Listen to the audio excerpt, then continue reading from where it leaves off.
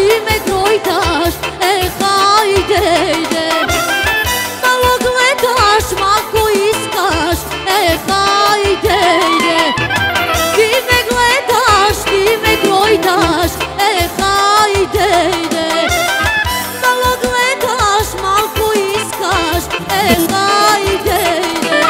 Ah, lele, lele, lele, lele, vi se mameta.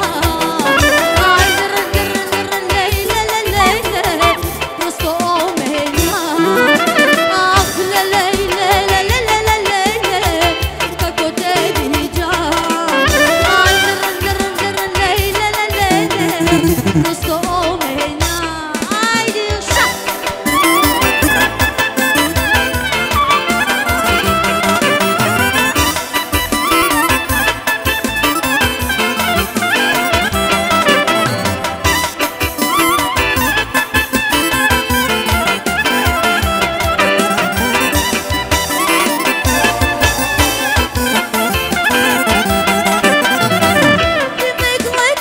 Ti me grojtaš, hajde ide.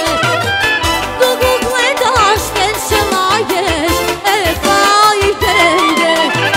Ti me gledaš, ti me grojtaš, hajde ide. Malo gledaš, malo iskaš, hajde ide. Ah, lele, lele, lele, lele, ti se mameta.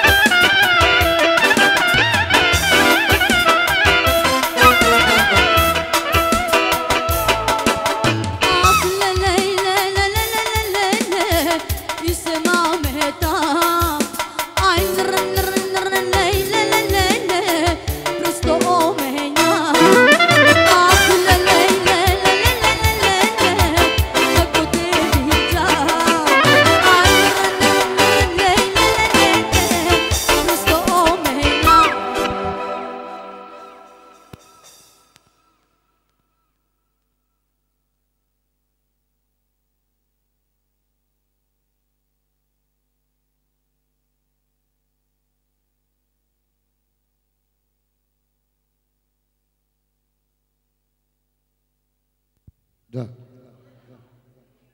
Sada igra Zurija umjesto prije Zija Vere, jel tako, Adaleta?